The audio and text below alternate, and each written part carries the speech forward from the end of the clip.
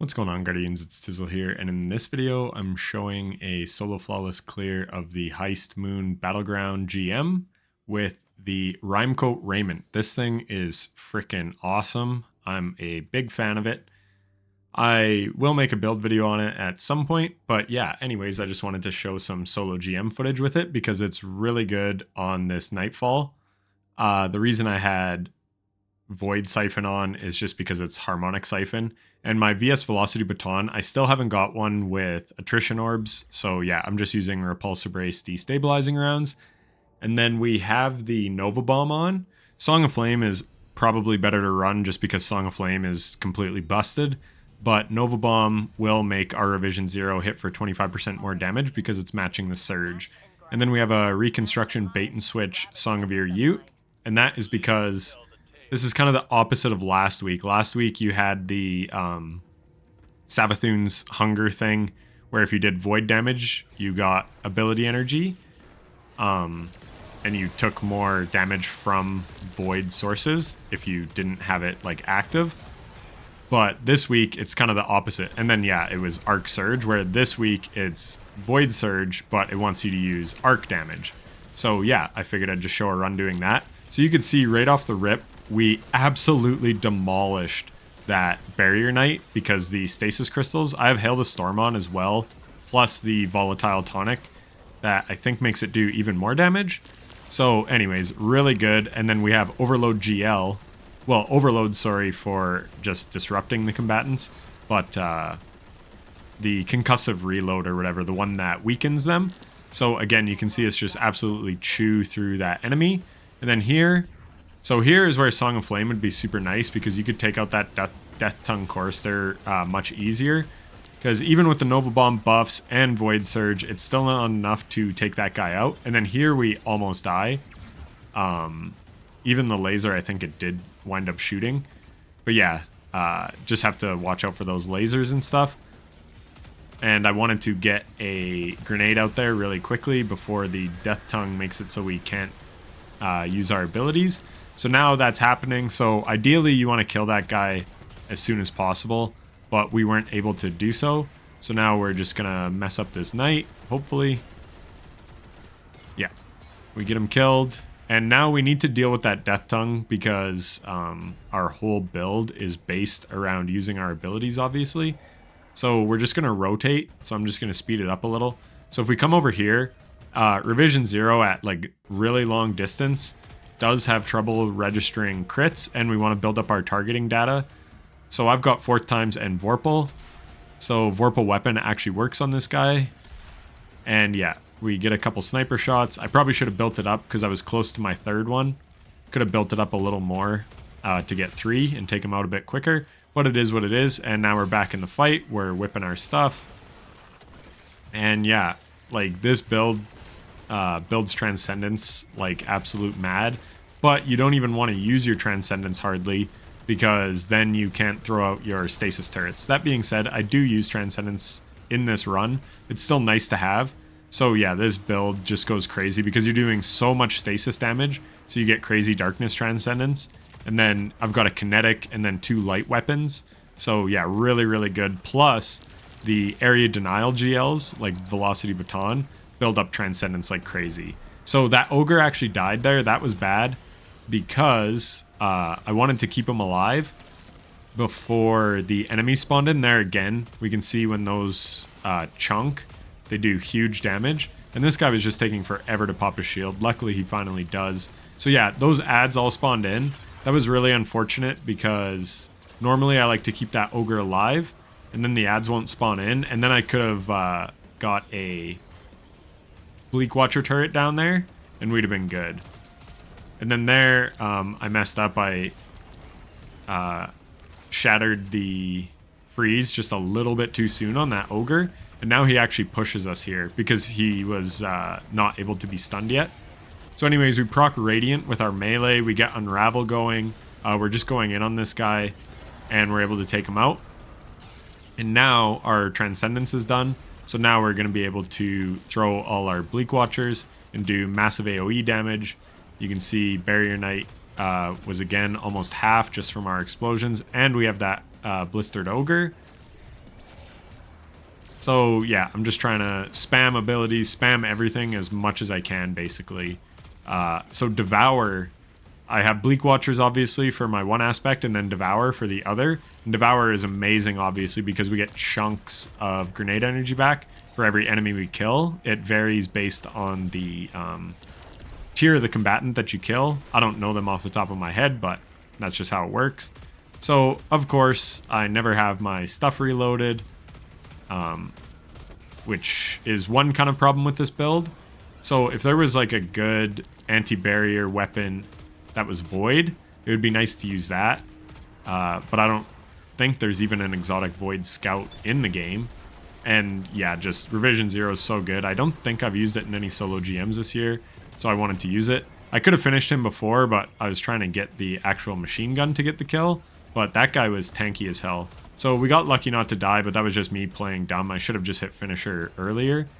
And then here we're reloading all our crap. We break some crystals, get some damage on the guy.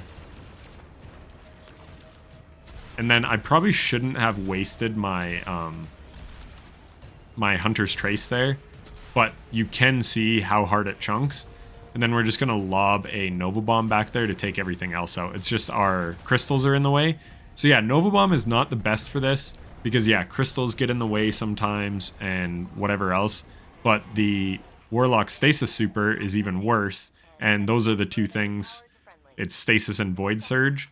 So I basically had to run one or the other because I wanted Revision Zero getting that 25% damage bonus.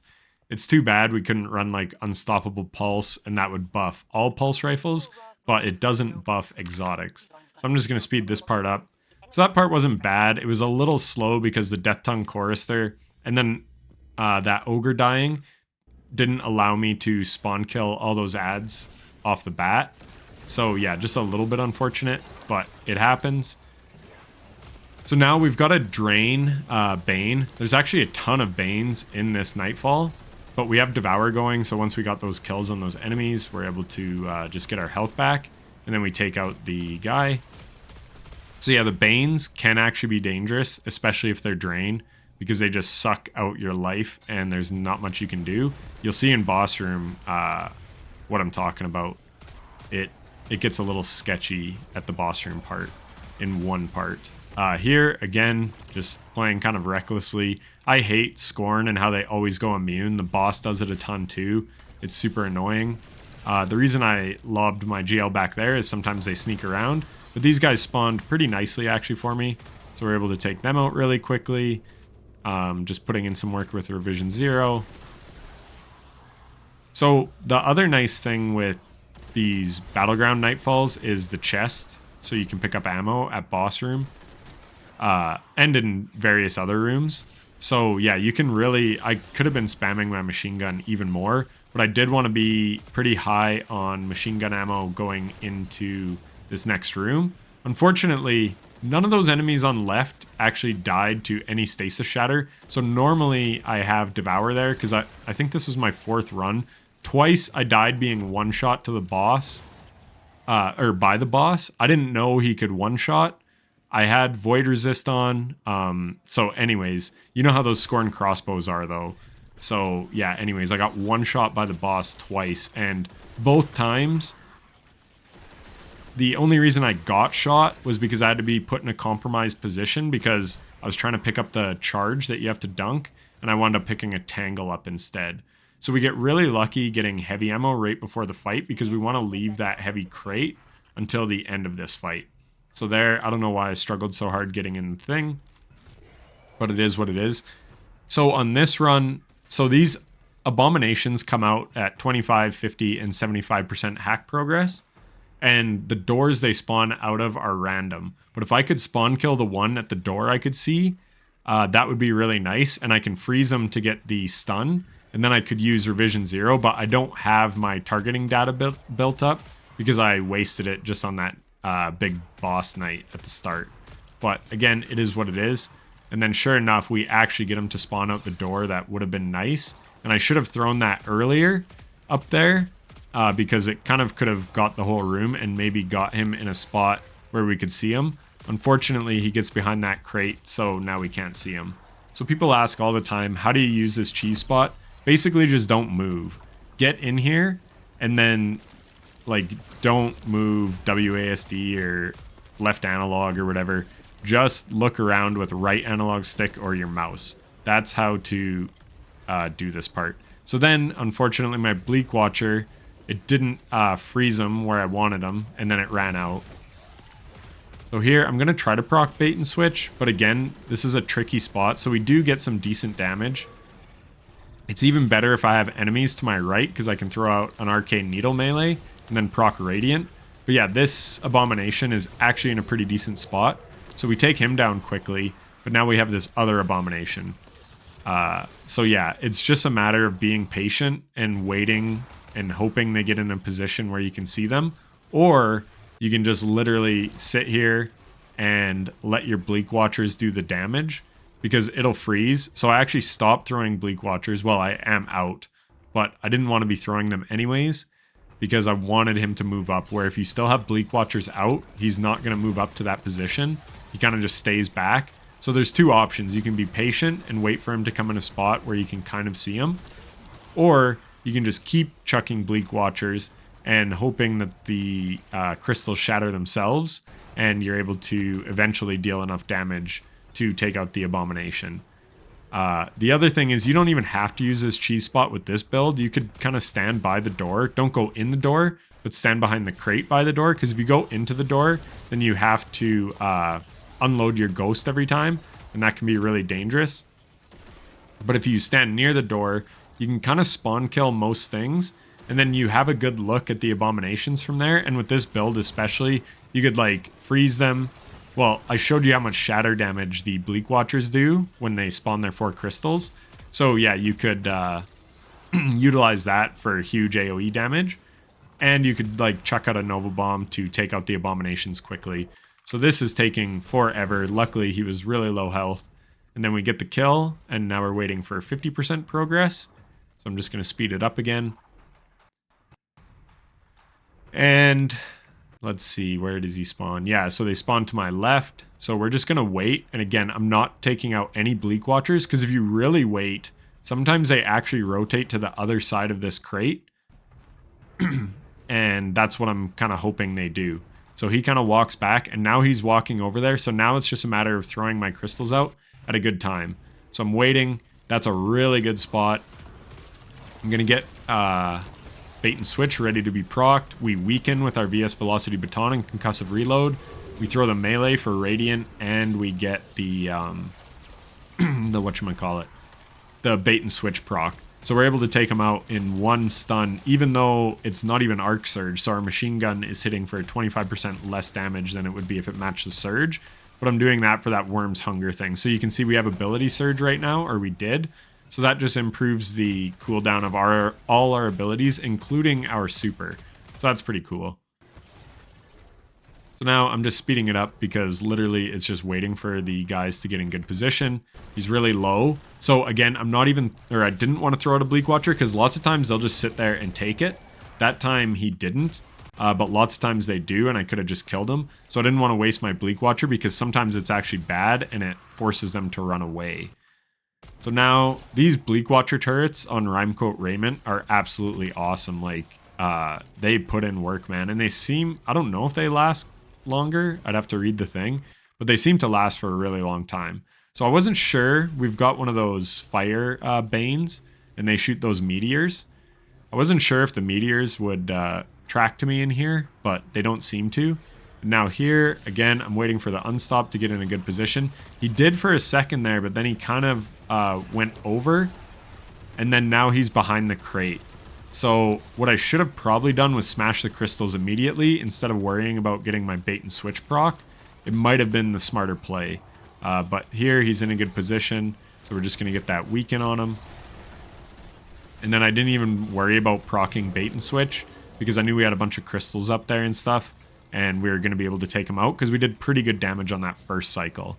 But now that Abomination in the back, he actually sees me, so he's shooting, but you can see we're not taking damage. But if you do get seen by the enemies, they can lob void grenades in this part. So I ducked just to be safe. But yeah, usually you're good there. So then we pick up our ammo. Now we're full ammo. But if you are low on ammo in that room, you could probably pick it up prior to, because you could see I had a ton of ammo on the ground. Not to mention, we get a crate right after this if we shoot the 5 Hive seals, which with this build, it's really easy to do. So we whip out a melee to proc Unravel and Radiant, take those guys out super quickly. If you didn't know, I love Revision 0. It hits like a truck, as you can see there. Like, it's great on red bars. And then it also does huge damage to champions, which I'll showcase in the boss room. And the boss, obviously, because of Vorpal. So we chuck out our Nova Bomb, and for some reason he went up there, but normally the Nova Bomb kills him. And he was a drain one. So yeah, you always want to use your Nova Bomb there, because you're going to get it right back when you start the boss fight. So now I always drop the core here. And then I just lob out my my Bleak Watcher. And then here I'm taking a lot of damage, right? So I just want to explode all those crystals. And then that gives us Devour and our health back. And then we use this little ladder to climb up. And then there, just classic Destiny physics. I kind of got caught on the edge and actually flew backwards, but luckily we don't die because I took out a bunch of the enemies. So here, you just want to make sure you're being very careful with your ammo. So I'm kind of just used to it, but it takes about 35 to 40 shots for each one. So yeah, just be really stingy with your ammo, kind of. But yeah, I think it's around 35. So anyways, you could count and go really slow if you want. I'm just used to it. So here, the enemies take a bit to despawn. Finally, they do. And there's that heavy ammo crate like I was talking about. We're still full ammo because of the strats we use. So like I said, you could pick up that crate earlier on. We're going to throw out a Bleak Watcher here because now, look, we get our grenade right back. We're going to weaken the boss. Throw out Radiant. I did that just to... Sorry. Throw out my melee. I did that just to get Unravel on the boss. And then we throw our super. Just for a nice big chunk of damage off the bat. And then because we had those Bleak Watcher turrets, look at how many enemies were dying. And we have Devour going. So we have another Bleak Watcher back. We're going to chuck it out. So that's really how you want to open up with this fight, if you can. And then it's just a matter of taking out the enemies. So this is weird. Normally I cheese this, but normally this boss comes to the right side. Even though, yeah, pretty much every time I've done this, I cheese it. But normally that boss, when he TPs there, he usually still goes to the right side. So I don't know why he went left. It was very confusing. So that's why I throw that there. And then I still have 2 sniper shots, so we take out those raiders. But I kind of wasted that that Bleak Watcher because I was just expecting all the enemies to rotate right, because in the 2 runs previous where I died to BS one-shots from the boss, and then one was like a Bane and a Chieftain Totem and all that stuff. So yeah, 3 runs, 2 boss room, and then I had to start over, so that was kind of annoying. Especially because 2 of them were those one-shots from the boss, so I didn't even know that was possible. So here, I'm like, what is going on? Because like I said, normally he comes to this side, but I guess he just wasn't. So finally, I'm just going to go over and to that side and take on the boss. But first, we got to take out these raiders because they're very dangerous. They have those Scorn crossbows as well, so yeah, you definitely want Void resist. I didn't pay attention to what the threat was because I never really do, but yeah, take note of that as well. But I was running Concussive Dampener, Solar, and Void Resist. So there you can see him charging up his thing. I was hopeful that he would die, but he doesn't. So I'm just going to speed this up because finally I realized, okay, the boss is not coming to this side, even though he did in my 3 previous runs.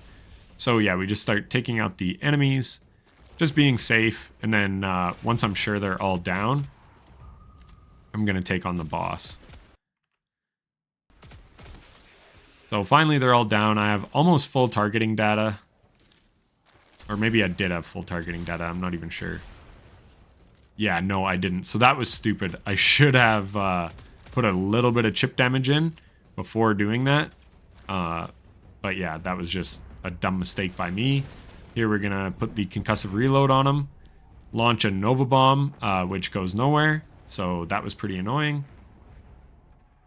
But that kind of stuff happens in Destiny. That's why I hate this boss. Again, I usually cheese him, so I don't really know his spawn triggers. I know he moves and goes immune and stuff on health gates, but when those health gates happen, I don't really know. So yeah, watch what I did there and don't do that, because that really sucks to waste a Nova Bomb like that. But again, at the end of the day, all it would have done was speed up the strike. So yeah, I screwed up with my...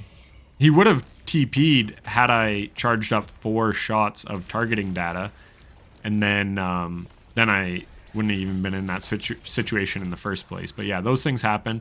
So I always just retreat to this side, and we just lob our Bleak Watchers as often as we can. I don't want to use my machine gun ammo here too much, even though it does give me ability surge, simply because you're not doing damage from this range. Or, I mean, you're doing damage, but not good damage. So it's a real big waste of ammo as far as I'm concerned. So again, all the enemies go left, which I was not used to. Every other time, they would come right. So I don't know what was going on there, why it was like that, but it was. So yeah. There you can see repulsor destabilizing rounds coming in. So I've got that void overshield. So that was nice when those raiders push up on me. We're going to throw out our Bleak Watcher turret again. Get some nice chip damage in from all that. Get a weaken on. And then I'm actually saving my Hunter's Trace. Is it Trace or Trance? Anyways, I'm saving the big shots from Revision 0 for when the Unstop spawn in, so I can take them out quickly. And you can see we were doing big damage with all the freeze shatters from Hail the Storm and our Bleak Watcher and stuff. So that was really nice. So here, would have been smarter to throw out a Bleak Watcher first, but I just popped Transcendence. I think I didn't have it, was the problem. So when I was close to the boss like that, probably I should have done some machine gun damage so that I could have got the ability surge going. And then that would have allowed me to throw a Bleak Watcher when those enemies all spawned in, so that they wouldn't have even been able to run down to my right like they are now. But instead, I just popped Transcendence, because when you come out of Transcendence, you get your grenade back. The reason I'm running Storm Grenades is just that's what I had it on. I should be running Healing Grenades because I think they have the lowest cooldown. So if you were to copy this build, I'll put a dim link in the description. But switch it to Healing Grenades. I just didn't really think to switch it, because this is just a pre-built Rimecoat Raiment build I have, and I just kind of swap my weapons and mods. And I don't even think I really changed much. I think I just changed my resistances, and that was about it.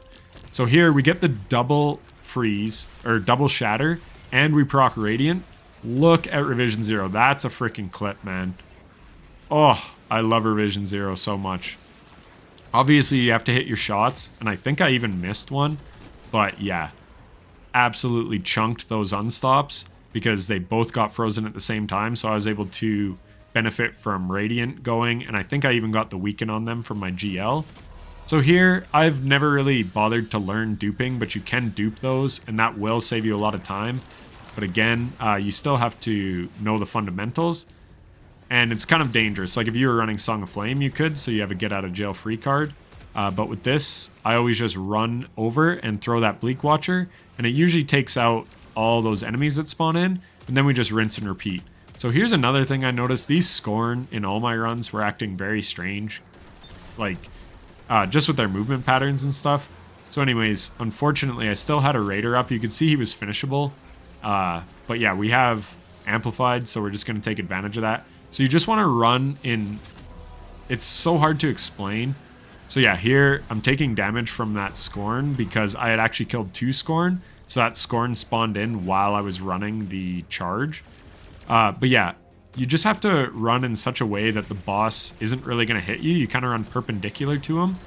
And then you just listen for his charge shots and kind of try to use the stairs and whatever as cover. So here we finally take out that Raider. That guy's really low, so it'd be nice if I can leave him low, which he backs off, which is really lucky, so I am able to. And then we're even going to pick up some heavy ammo because, like I said, that Scorn kind of moved away. But unfortunately, now he's moving to the side we finish on, and there's an Arc Totem over there, and it's a Drain. So this is really dangerous.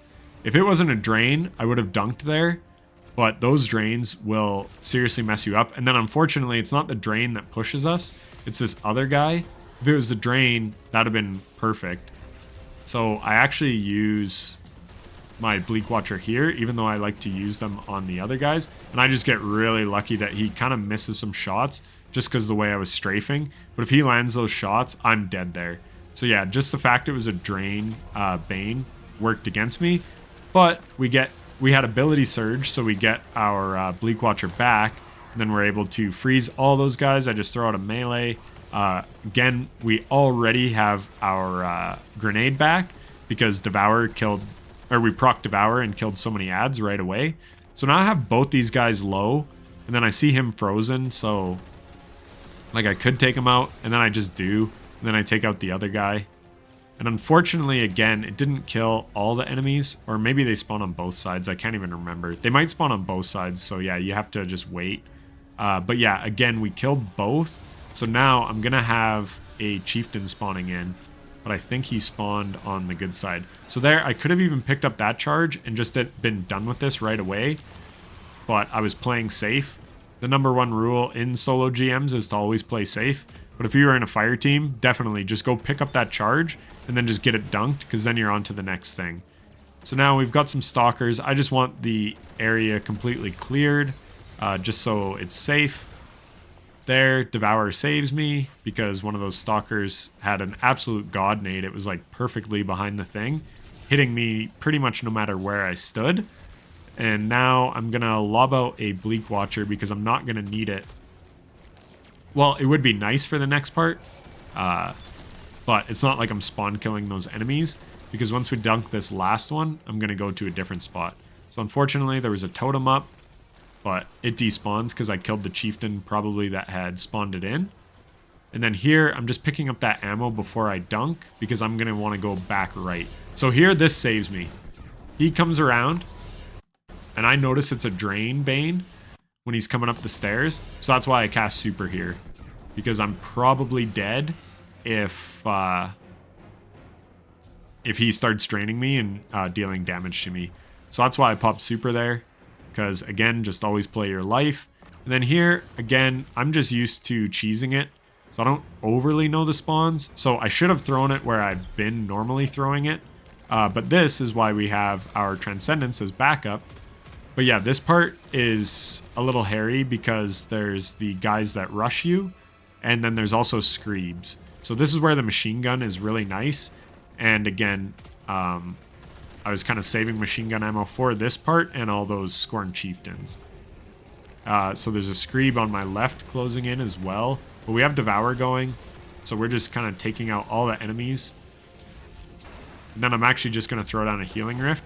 And then there, I knew if I just finish him, because I saw he was finishable, I get my health back thanks to Devour.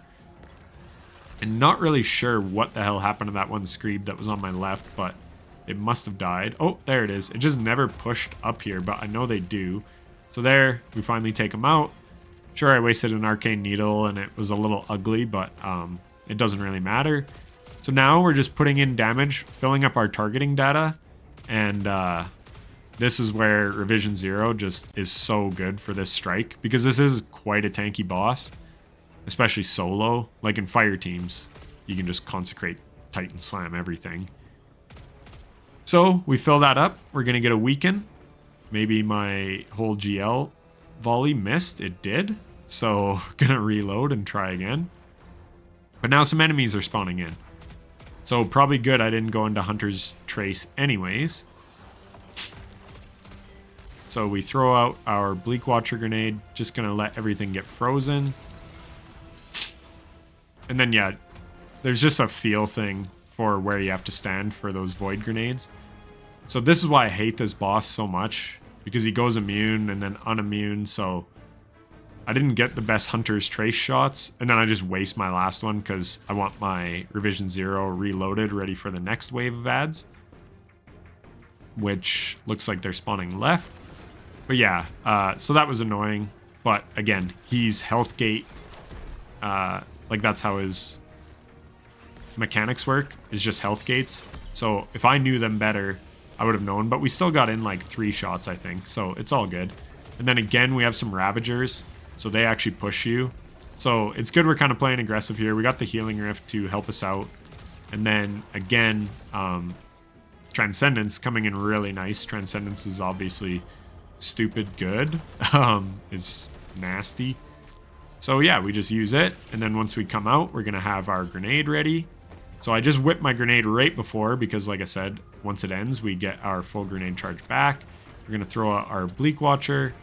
Unfortunately, he runs away from the stasis crystals here. And then I'm going to try to hit another Nova Bomb. I'm just kind of lining him up, priming him. Got the Unravel on him. Get the Weaken from the GL. And you could see we did a big chunk of damage. If you look at the health bar when it hit. Yeah, really nice there. Unfortunately, I should have primed that guy before throwing my melee because I want to proc Devour here so that as I get kills, I'm able to get my grenade back quicker.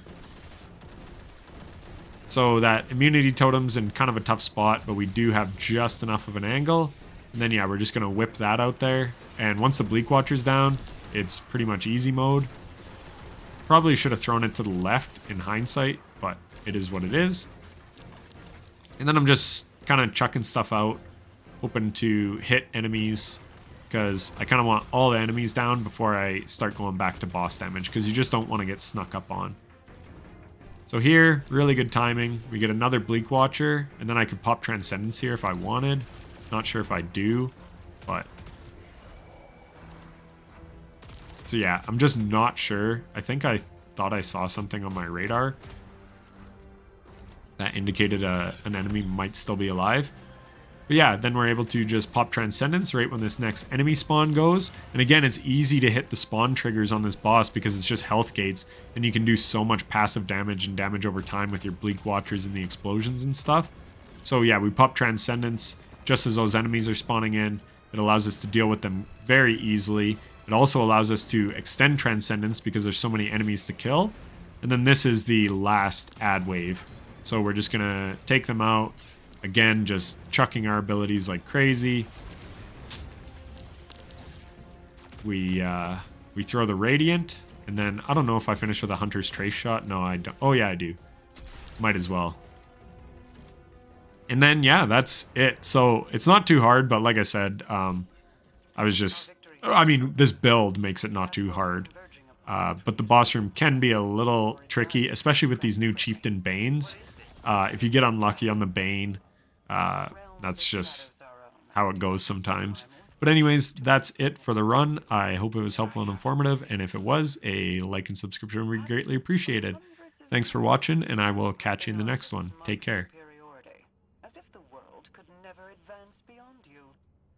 I doubt your ego would allow the capability to listen.